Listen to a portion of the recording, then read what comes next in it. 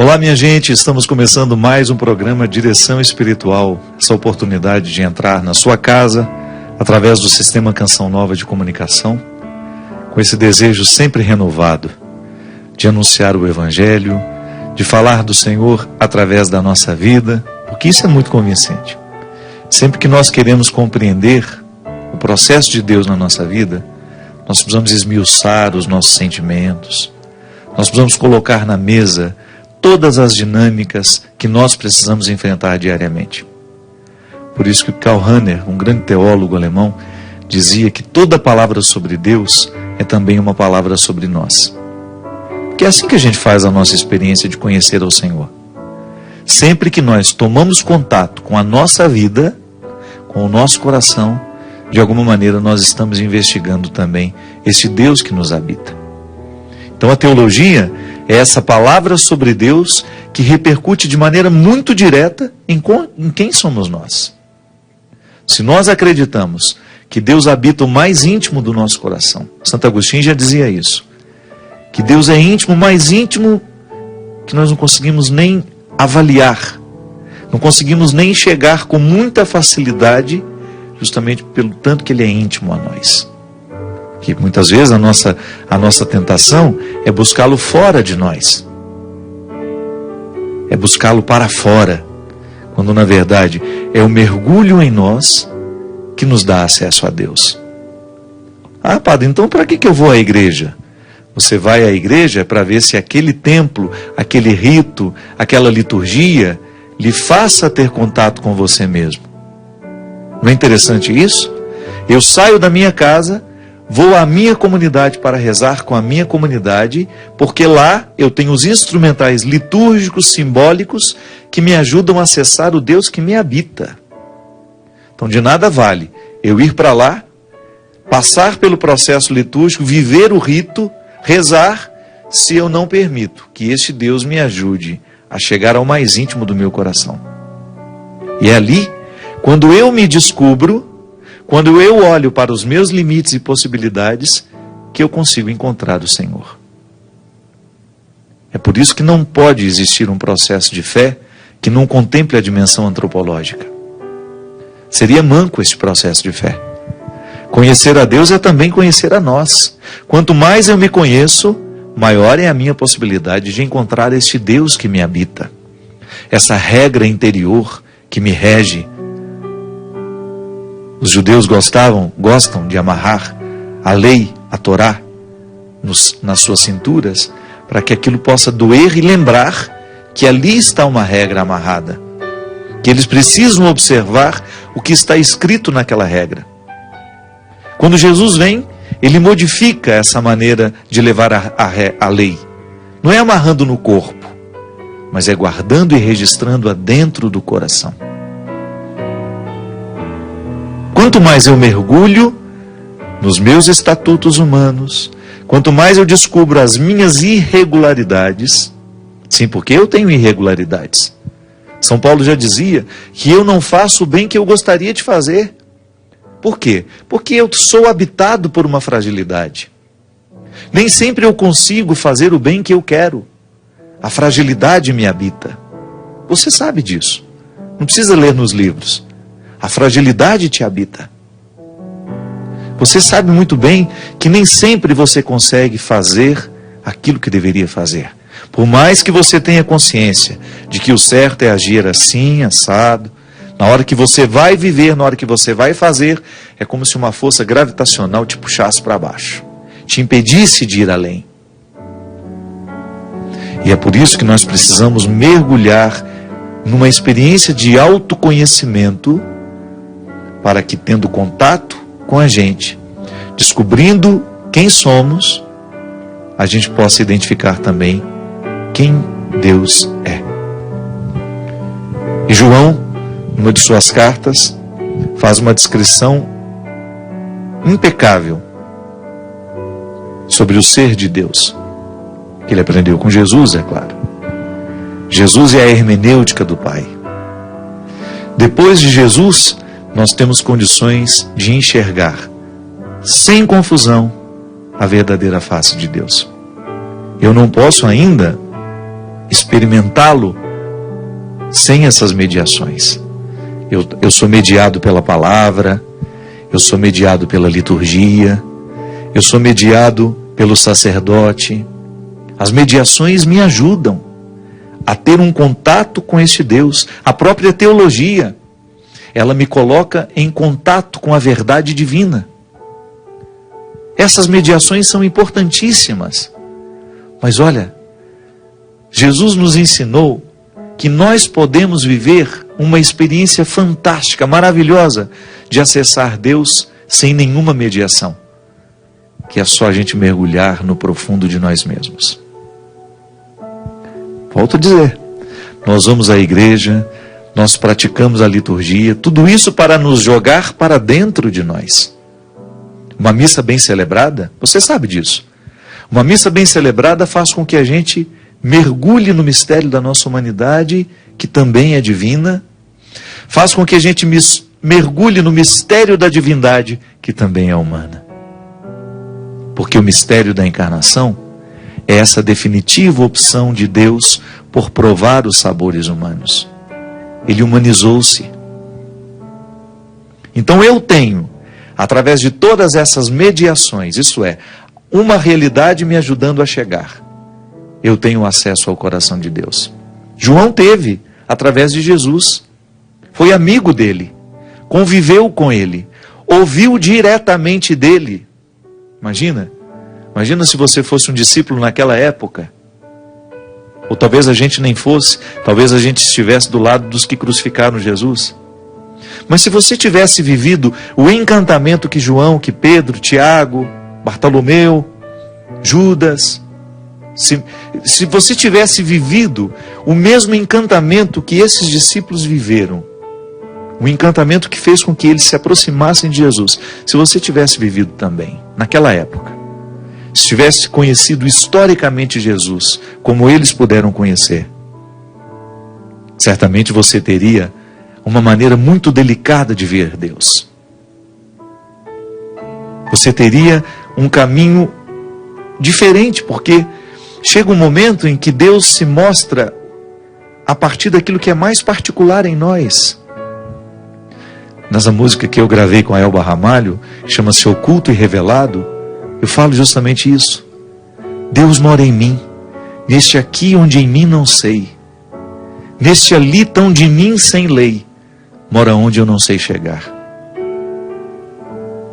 Fala por mim, disse em mim, usa a minha voz, mas por mim fala ao outro a sós, no mistério de sermos nós. Quem desejar compreendê-lo, queira por ora esquecê-lo. Queira abrir mão do que dele ouviu, queira esquecer o que dele viu, queira enfrentar o mar revolto, só para encontrar o que dele é só seu. Isso é maravilhoso, minha gente. Existe um detalhe de Deus que a mim pertence. Você que me assiste, se você levar a sério a possibilidade de mergulhar em si, sem as mediações, e ter um contato com este Deus que te habita, você pode ter certeza que Ele vai mostrar um detalhe do seu coração que só você poderá compreender. Porque Deus nos revela de maneira única, particular. Claro, essa revelação universal que não pode ter equívoco mais.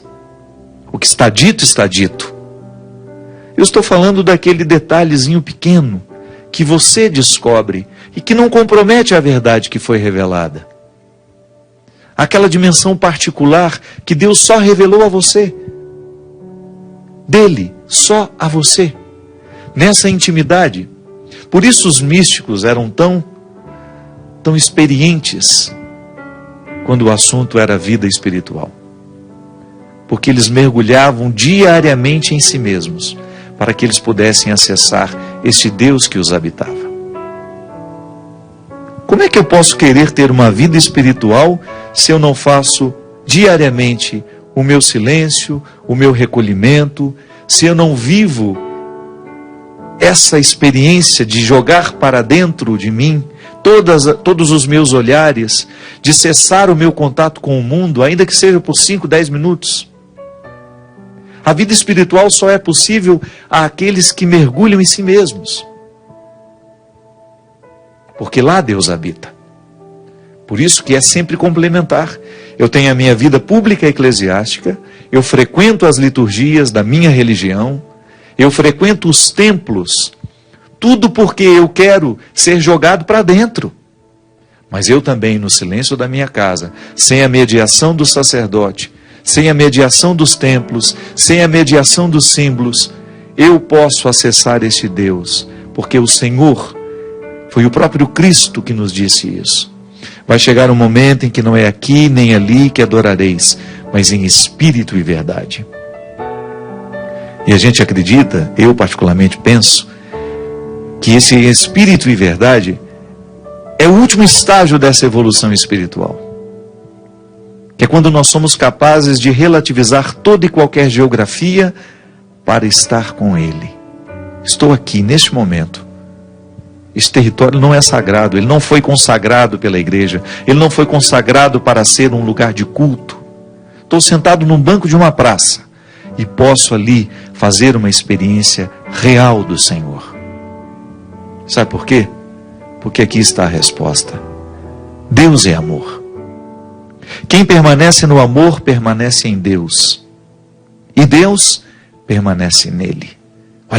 Olha que coisa comprometedora. Deus é amor. Se nós quisermos permanecer em Deus, não adianta eu estar dentro da igreja, não adianta eu frequentar a liturgia, eu fazer isso, fazer aquilo, mas se eu não amar, se eu não estiver conectado neste amor que dele emana, eu não terei condições de permanecer nele. Não é o que fazemos exteriormente que nos salva. Não é a quantidade de ritos que vai nos redimir. Mas é a qualidade do amor que aquele rito que nós celebramos provocou dentro de nós.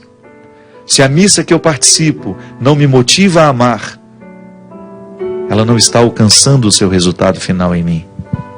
Se a oração que eu faço não provoca em mim a minha capacidade de ser ágape na vida do outro, porque o amor de Deus é ágape. Nós precisamos compreender toda vez que nós escutamos Deus é amor, nós não estamos falando deste amor banal que tantas vezes nós reproduzimos na nossa vida. Ou que lemos nos romances, que vemos na televisão, não. É o amor ágape, é o amor descomprometido, é o amor que estabelece para o outro um banquete. É o amor que convida os miseráveis a sentarem numa mesma mesa. É o amor que não faz distinção. É o amor que não joga fora. É o amor que reconcilia.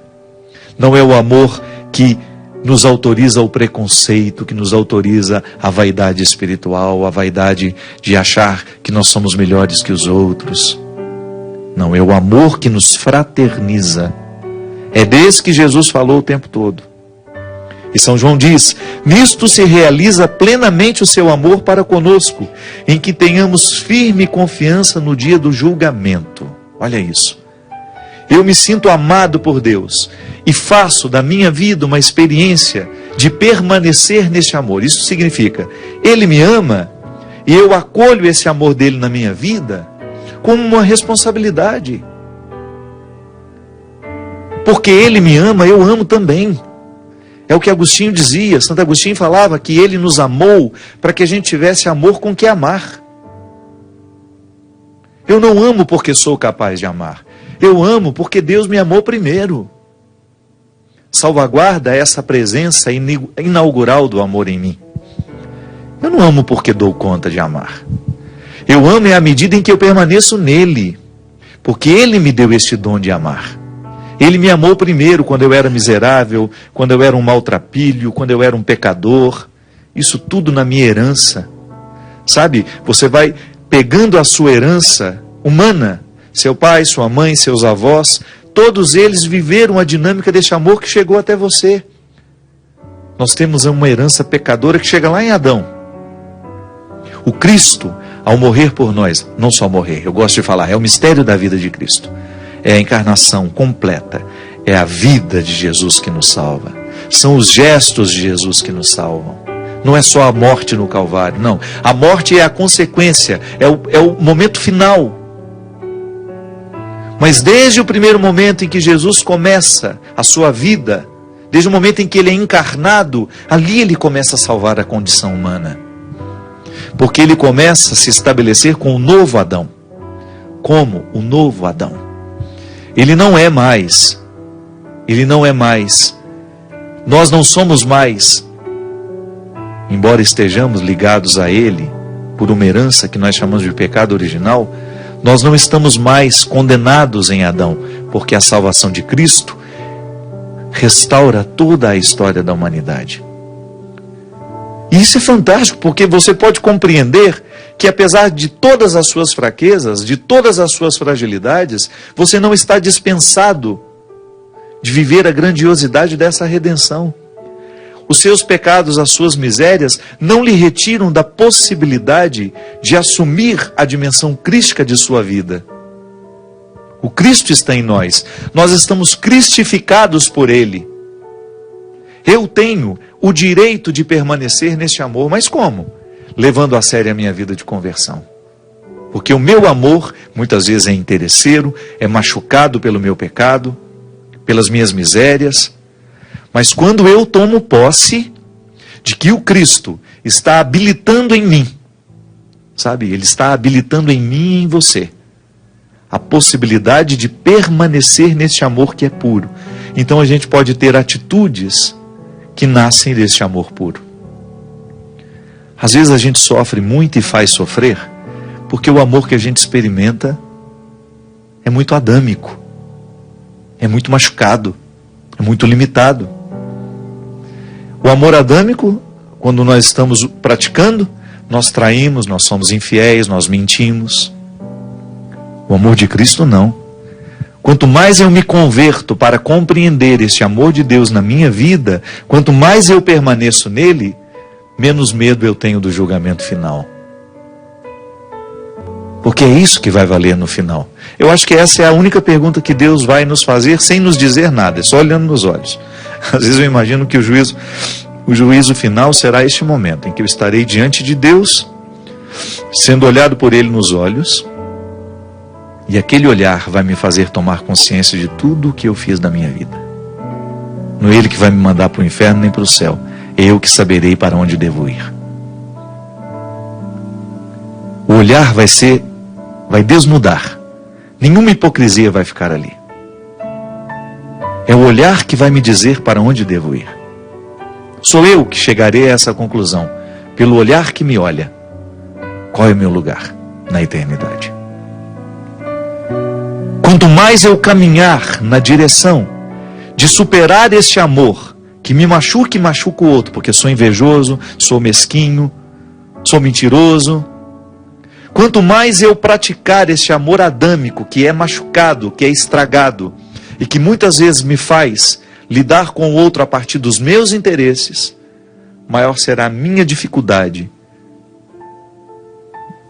de estar no juízo final. Eu sempre gosto de dizer, tem medo de morrer é aquele que viveu mal. É claro que a morte sempre vai causar um desconforto para nós, porque a gente não sabe como é, a gente tem medo do novo.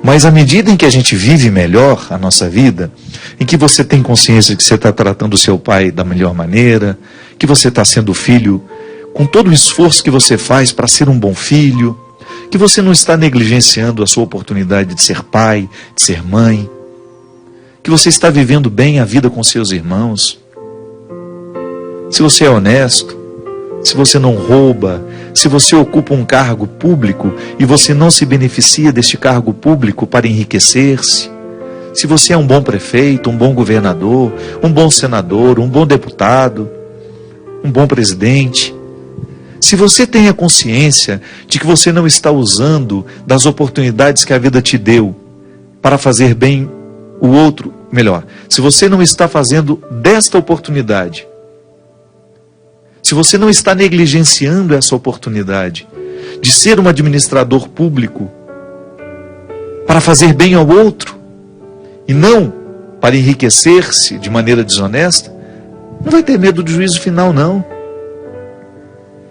Porque a gente, se estiver vivendo bem, a morte será apenas uma consequência. Agora, quando a gente tem uma nítida percepção de que nós estamos estragando a nossa vida, quando nós temos essa percepção de que nós estamos fazendo tudo errado, é bem provável que a gente vai temer muito a morte. Deus é amor. E aquele que permanece no seu amor não terá medo do juízo final. Porque onde há amor, não há medo. Onde há amor, não há medo. Por que às vezes a gente tem medo que o outro nos traia? Porque pode ser que a gente ainda desconfie da qualidade do amor. Por que a gente tem tanto medo da infidelidade?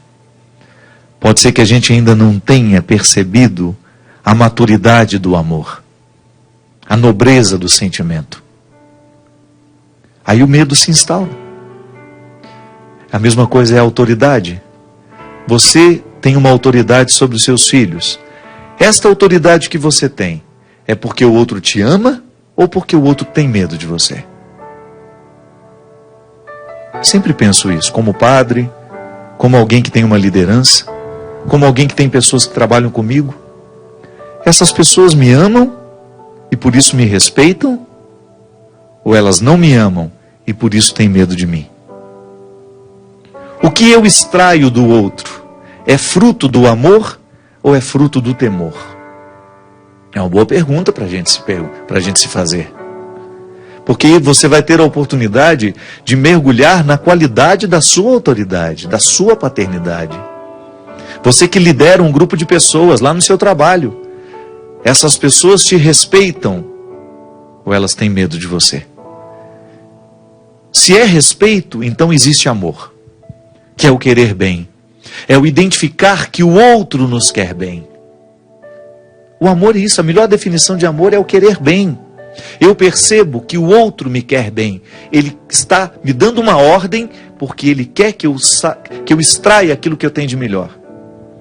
Ele está me fazendo uma negativa, ele está me colocando um não para eu precisar administrar porque ele quer o meu bem. Aí você descobre que isso é amor. E a gente pode amar uma pessoa, minha gente, que acabou de chegar na nossa vida. O amor cristão nos permite essa relação imediata. É na hora. Ah, padre, mas a gente precisa de muito tempo para amar uma pessoa. Mas você está falando desse amor da convivência, que você vai ter que comer um saco de sal juntos. Eu estou falando daquela pessoa que passa pela sua repartição pública e você atende como se fosse a sua mãe. E você nunca viu aquela mulher na sua vida. Porque você quer o bem dela. Você quer que ela saia dali com os problemas dela resolvidos. Ou você que trabalha num banco, a pessoa que te procura precisa do seu trabalho, precisa do seu conhecimento. Você que é advogado, alguém que procura o seu trabalho porque precisa da sua ciência. Você que é médico, quando no seu consultório você tem a oportunidade de amar um paciente que você nunca viu na vida, porque o respeito já é amor. Olhar o outro com dignidade, olhar o outro com respeito, sem estabelecer esse olhar de cima para baixo, mas aqui, ó, da mesma maneira como Jesus olhava as pessoas, ele sendo Deus olhava assim no horizonte. Nós podemos sim amar uma pessoa no momento em que ela chega na nossa vida, passou por mim, foram só 5 segundos, 10 segundos, sei lá quanto tempo foi. Passou por mim e recebeu o amor de Deus que está em mim. Não recebeu o meu olhar arrogante, não recebeu o meu olhar sisudo, desrespeitoso, preconceituoso. Passou por mim, recebeu o meu carinho, porque eu preciso levar a sério que este Deus que me habita, que me ama, me leva a amar também. Por isso o amor é o querer o bem. O amor cristão é o que estabelece, o que põe o banquete para que possa se aproximar aquele que está faminto. Uma pessoa, quando procura um médico que está doente, vai procurar o médico porque de alguma forma está com fome de saúde. E ao médico a feliz oportunidade de dar a ela um alimento naquele momento de dificuldade.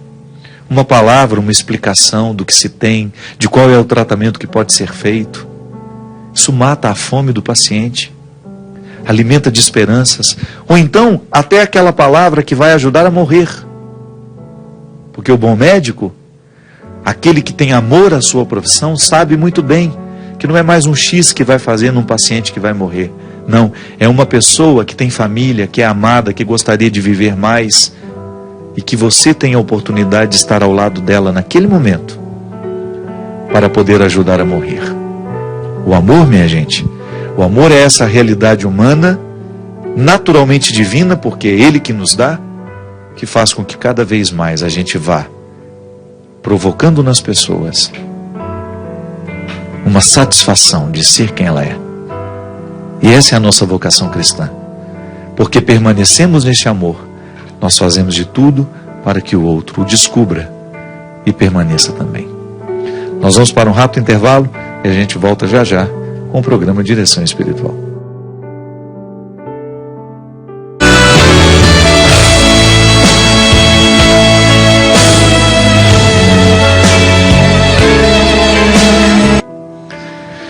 Vamos atender aqui, essa pessoa não quer se identificar. Ela diz que há alguns meses começou a namorar. Desculpa, ela começou a fazer a ladainha de São Rafael Arcanjo para que ajudasse a encontrar um namorado. Ó, tá vendo? Tem gente que reza para encontrar um namorado. Tem que dar uma paqueradinha também, mas a reza ajuda, né? Você sabe que às vezes eu acho tão bonitinho nessas pessoas que levam o namoro a sério. Aqui na Canção Nova é assim, né? E eles, para pegar na mão, eles levam 1 ano para segurar na mão do outro, não é? Não é assim? Eu acompanhei o sofrimento do Chino, meu diretor, coitadinho. Acho que ele ficou uns 2 anos fazendo só troca de olhares, até que ele pôde pegar na mão. Quando dá o primeiro beijo, já tem quase 10 anos de namoro. Brincadeira, um pouco de exagero. Mas eu acho muito bonitinho quem se respeita tanto, quem respeita o próprio corpo, a ponto de fazer essa experiência. Olha, eu quero que Deus participe do meu processo. E essa que no caso fez uma ladainha, né? Ela começou a fazer a oração de São Rafael Arcanjo para que ela pudesse encontrar o namorado. E fez também, olha, colocou aqui um ainda mais forte, que é o Santo Antônio, o casamenteiro. E aí ela disse que depois, pouco mais de 2 meses, ela conheceu um rapaz, se interessou muito por ele também se interessou por ela. E através de uma amiga eles começaram a se conhecer, rezaram juntos, inclusive ele participou também desta busca que ela estava fazendo em Deus. Ele ficou sabendo que ela rezava para encontrar essa pessoa. E no primeiro momento ele sentiu-se até encantado por esse gesto dela. Mas aí depois ela começou a perceber que ele tinha alguns gostos que diferenciavam muito dela. Ela cita aqui que ele gosta muito de forró, ela não gosta, que ele gosta de beber socialmente, mas que ela também não é muito adepta disso. E os desentendimentos começaram a acontecer por causa desses motivos. Aí ela disse que um dia teve um show na cidade, ela não quis ir, ele ficou muito chateado e disse que só ele estava abrindo mão das coisas que ele gostava pelo namoro, e que ele não queria ficar ao lado de uma pessoa que o impedisse de viver. Ele queria encontrar alguém que fosse companheira dele. O problema todo, padre, é que eu gosto muito dele. Chorei quando li esse desabafo dele, quando ouvi esse desabafo dele. Ele falou que gosta de mim e que a gente, nesse pouco tempo, viveu muita coisa linda dentro da igreja, através dos retiros que eu convidei a fazer, mas que ele tem medo que as nossas diferenças sejam insuportáveis um pouco mais à frente. Sinto que muita coisa mudou na vida espiritual dele, desde que começamos a namorar. Ele está mais próximo de Deus. Às vezes acho que o inimigo esteja querendo nos separar, para que ele se afaste de tudo que ele conquistou espiritualmente nesse tempo que está comigo. Conversei com a minha mãe, que é intercessora, e ela me pediu que fosse mais compreensiva com ele, e que não desistisse do relacionamento. Mas ele está ficando cada dia mais estranho comigo, tem horas que me trata mal, tem horas que me trata bem, e está bastante frio. Não sei o que preciso fazer, padre. Se acaso for falar sobre o meu caso na TV, por favor, não fale os nossos nomes. Desde já agradeço e espero ser respondida. Minha filha, primeiro, parabéns pela sua busca. Acho, como dizia aqui anteriormente, Eu acho que toda vez que nós colocamos Deus para nos ajudar a administrar os nossos sentimentos, a gente só tem a ganhar. E você certamente está fazendo um trabalho bonito na vida desse menino, de apresentá-lo a Deus, de apresentá-lo ao seu estilo de vida. Só que agora entra um conflito, porque ele quer que você experimente também um pouco do estilo de vida dele. Até que ponto você deve ir? Até o momento em que você perceber que você não está se agredindo para estar com ele. Porque uma coisa é a gente fazer sacrifício por uma coisa que nos acrescenta. Outra coisa é a gente fazer sacrifício por uma coisa que nos decresce, nos diminui. Então, se você percebe que o sacrifício que você faz para estar com ele lhe prejudica do ponto de vista humano e espiritual, eu acho que vale a pena você colocar diante de você mesmo, de maneira bastante sincera, que talvez não seja interessante continuar. A gente sofre quando termina? Sofre. Mas a gente se recupera também. O namoro é um tempo em que a gente experimenta a vida com o outro. O namoro deveria ser para nós um experimento do que seria a vida matrimonial. Claro, com as diferenças. Vocês não moram juntos, a igreja recomenda que não se tenha relações sexuais. Existe uma série de recomendação para que o namoro seja de fato namoro.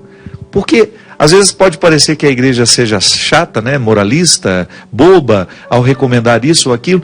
É justamente para que você faça a experiência do namoro como ele precisa ser. Namoro não pode ser igual à vida de casado. Então tem muitos casais que já têm uma vida como se estivessem casados. Aí depois casa, desgringola já nos primeiros meses ou no primeiro ano, porque faltou a novidade do casamento.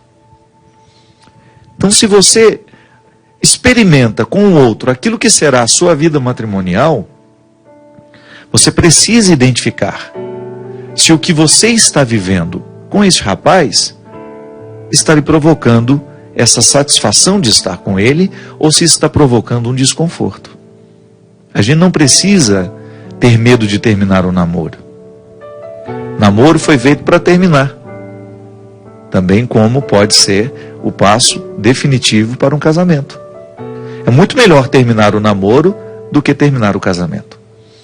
E a gente precisa identificar as semelhanças e dissemelhanças que existem entre as pessoas. Porque algumas coisas poderão ser um impedimento mesmo. A diferença é tão grande entre aquilo que ele gosta e entre aquilo que você gosta, que pode se tornar um obstáculo imenso para a vida matrimonial depois. Por isso que é preciso experimentar com muita seriedade, com muita clareza, o que o namoro está representando ao seu coração. E a partir disso, você ter condições de tomar a sua decisão. Por outro lado, a sua mãe também está certa. Se você não está se ferindo tanto, você está apenas se contrariando um pouquinho para poder fazer com ele aquilo que ele gosta, e se isso não te prejudica, só te contraria, quem sabe seja uma oportunidade que você tem de colocar Deus no coração deste menino. Às vezes, quando nós levamos a sério essa oportunidade de transformar a vida do outro, a gente precisa saber que é com o nosso exemplo. Não é com a falação, não.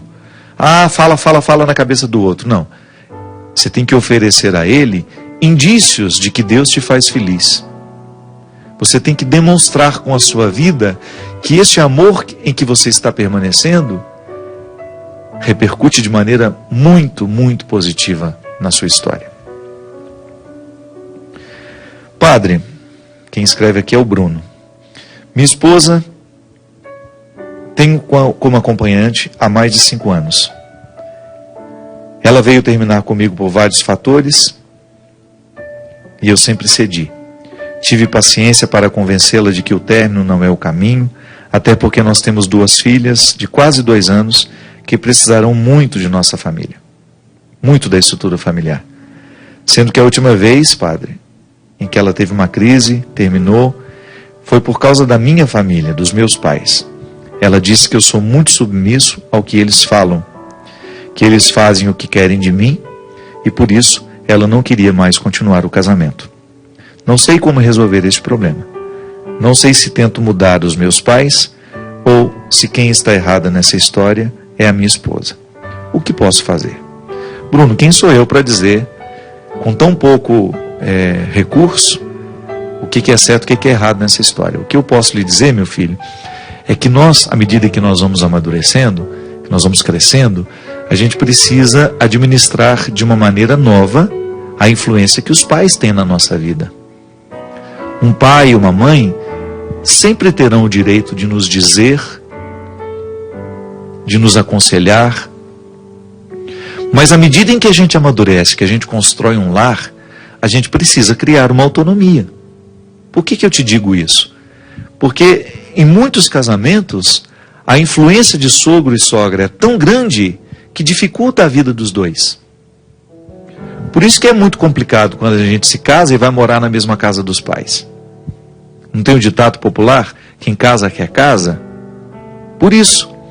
Porque é a hora que vocês vão aprender a ser família.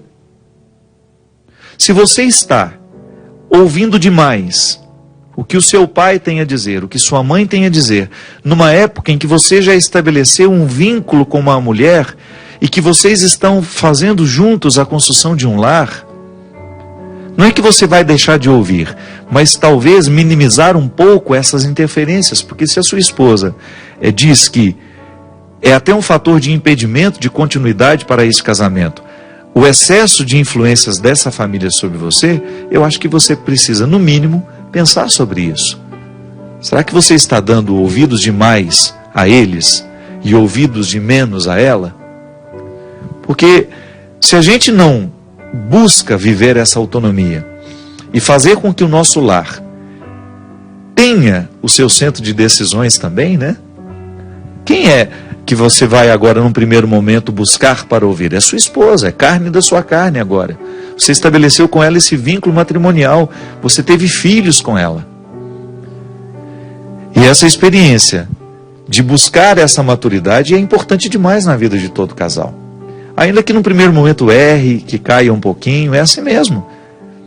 Os pais não podem impedir os filhos de crescerem. E isso é um problema sério mesmo. São muitos pais que, na tentativa de protegerem os seus filhos dos primeiros problemas do casamento, ficam interferindo demais. Não esquece. Deixa o seu filho se ajeitar lá. A maturidade consiste nisso. O amor consiste nisso. Em você deixar o outro passar pelos perrengues que ajudarão a amadurecer. Às vezes, na tentativa de proteger o outro com o nosso amor, a gente desprotege. Excesso de amor desprotege. Eu não posso querer carregar os meus filhos dentro de uma redoma. É na caminhada que a gente aprende a andar. É igual andar de bicicleta. No primeiro momento você fica com muito medo de soltar a bicicleta, mas se o filho nos leva uns tombinhos, ele não aprende nunca. A vida é assim. No nosso processo espiritual é assim. Tantas vezes o diretor espiritual, na minha vida, eu me lembro, o meu diretor espiritual me dava a palavra de orientação, mas depois eu ia viver. E nem sempre eu conseguia colocar em prática a palavra que ele havia me dado. E através dos meus erros, eu conseguia aprender até um pouco mais do que aquilo que ele havia me dito anteriormente. Porque o erro, ele tem sim o poder de nos ajudar a encontrar a solução. E quando muitas vezes a solução vem de fora, ela não cabe dentro da nossa casa. A esposa não aceita porque aquela solução veio de fora. Então é muito melhor a gente construir, usa o que os seus pais te aconselham, sem precisar ficar dizendo que foram eles que disseram. Metaboliza os ensinamentos do pai. Metaboliza os ensinamentos da sua mãe. Passa aquilo a fazer parte de você, para que no momento em que você estiver com sua esposa, você tenha condições de dar passos de maturidade na construção da sua família, e ela se sentir mais segura. Porque no fundo, uma mulher quer a segurança do marido. Da mesma maneira como o marido quer a segurança da esposa. Eles compartilham essa segurança. A presença dá segurança ao outro. Se ela percebe que tudo você precisa buscar de fora porque você não tem, é natural que ela se sinta insegura ao seu lado. Acho que na verdade, o que dificulta o relacionamento de vocês, talvez possa ser uma insegurança que os seus pais acabam alimentando quando eles querem resolver todos os seus problemas. Ao querer lhe proteger demais, eles acabam lhe desprotegendo. Aqui no livro, O Discípulo da Madrugada, tem um trecho que eu gostaria de ler. Esse livro eu lancei no ano passado. E ele fala justamente do itinerário de um homem que reconstrói dentro de si a experiência religiosa, que para ele foi muito desastrosa quando ele descobriu, dentro do contexto religioso em que ele vivia, instrumentais que lhe tornaram uma pessoa cruel. Em vez de tornar-se uma pessoa boa, amorosa, tornou-se uma pessoa cruel em nome da lei. Ele era um mestre da lei e ele encontra-se com Jesus e tem a sua vida transformada pela palavra de Jesus. No momento do seu processo, ele diz: esqueceram de me contar que Deus é amor. Aconteceu. Não fizeram por maldade. É provável que tenham vivido a mesma restrição. Foram educados dentro de um contexto religioso em que a máxima sempre foi observar a lei. Não há nenhum problema em conhecer a Deus a partir da lei. Não é prejuízo pautar a vida sob a sua jurisdição. Só não é justo que a gente se prive de conhecer o avesso da regra, a trama que sustenta o seu significado. Lá onde tudo é movimento amoroso, braços que se estendem para oferecer proteção. Não é justo que a lei seja dissociada de sua dimensão amorosa. As restrições que são postuladas por ela pertencem ao contexto do cuidado que educa. Mas se quebrarmos essa associação, a lei deixa de sugerir bondade, torna-se amarra, fonte de privações, limita-se a ser um código impessoal que observaremos por imposição e que desprezamos tão logo deixemos de ser vigiados.